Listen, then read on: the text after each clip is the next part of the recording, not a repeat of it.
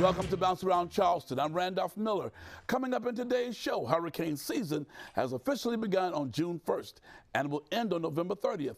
We will speak with Live 5 News Chief Meteorologist Bill Walsh about what happens in the tropics to determine a hurricane. And Bounce Around Charleston's Michelle Lemon speaks with experts about items you should have when preparing for a hurricane. And coming up later in the show, we will have a special performance by Dwayne Johnson and Soul Food Jazz.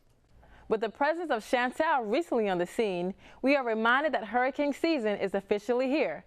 Storms can be unpredictable, so make sure that you take the time to gather the items you need to get through the storm. Propane tanks, grills.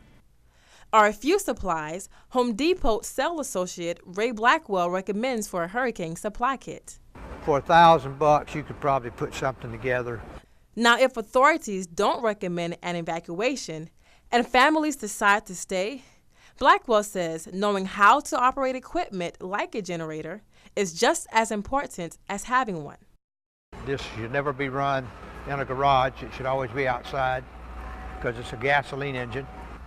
So there we've got coolers. Water is a must-have during and after a storm. 1 gallon of water per person per day.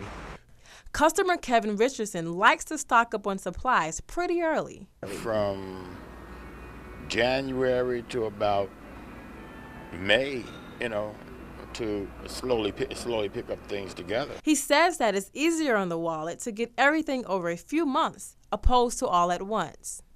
Most of us tend to wait to the last minute.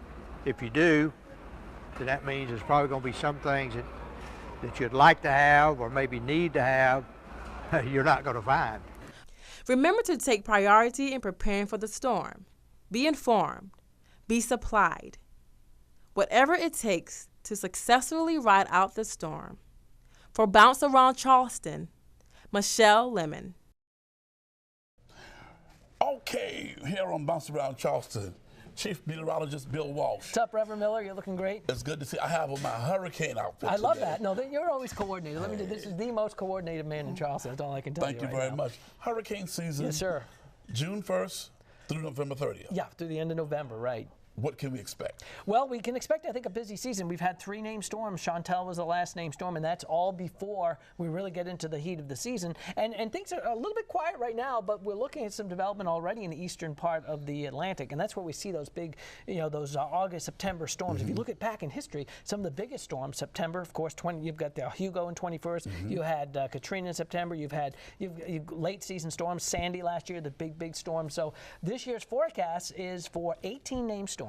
Of those, 9 becoming hurricanes, and of those 9, 4 major hurricanes above Category 3. Okay, dealing with hurricanes, why do we pay so much attention to the tropics? Well, because that's where they're born. It's kind of like watching the cradle, that's where they all develop. It's really Mother Nature's way of releasing heat energy. They start out over the tropics, out over the intertropical convergence zone as a real cluster of thunderstorms. They get pushed to the west by the trade winds, and then they start rotating because the Earth's spinning, so there's a Coriolis force happening, and there's still warm air rising and being replaced by air that's coming in from below from that warm ocean. So it's really a big chain reaction. So here in the low country, what do we have to look forward to? Well, we have to be ready for any storm that would come along, certainly. Anything from a tropical storm to a Category 4 or 5 hurricane. But you can never really tell whether we're actually going to have one, but some of the signs this year are saying, the East Coast, it might have a little better chance of seeing a strike only because of the way the upper level patterns have been. The upper air pattern has been very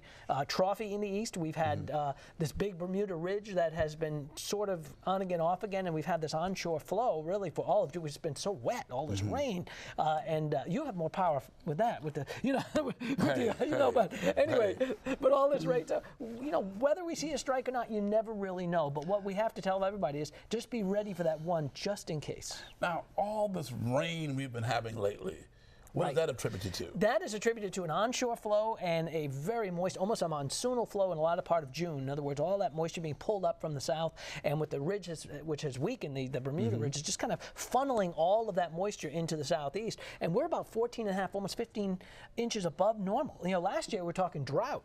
This year we're way above normal with rain. We can turn the rain off for a while. We'd like to do that. But like I said, that pattern has been very, very moist, and we are attributing that again to the upper pattern, which is really kind of rare. It's more almost a spring-like upper pattern versus the summer. Now, this might be a crazy question.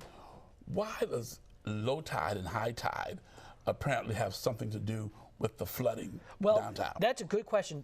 Did you see the moon the other night? The moon's been beautiful. We've had these super moons, right? So what happens is when you have, in particular, the high tides, typically Charleston, the downtown area, floods at 7.0 feet. So when we have a tide that's going to be as high as maybe 6.5, 6.2, 6.3, up to 6.5 to above, anything that might drive that, a little wind, a little extra rain, it's just going to kind of push more water forward. It's like having a full cup of coffee and then blowing on it and kind of moving that water or adding a little bit more to it. So when we have a tide like that in downtown Charleston at least near 7 feet, even as low as upper fives, like 5.8, 5.9, when you drive that on with an onshore wind and also you add rain on top of it, you're just putting gas on the fire. My finance committee on Sunday afternoon was in the finance room like about 3 o'clock, 3:30. Right. The rain came. Oh, boy. Then the high tide came. Oh, boy. They could not get out of there until like 8:30 p.m. Sunday night. It was crazy. Kevin Spacey was downtown, the actor.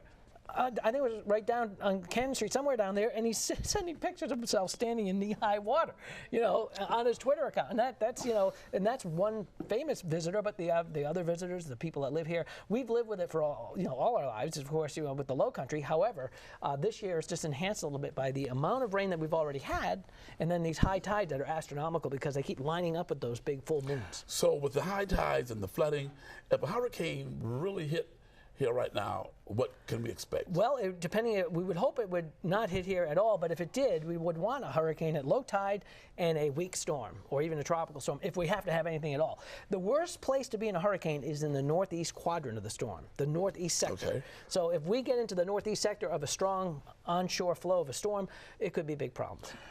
Stay right here. Okay. We're going to be right back. We talked about hurricanes, but guess what? This man is an author of a wonderful novel. We'll be right back right after this.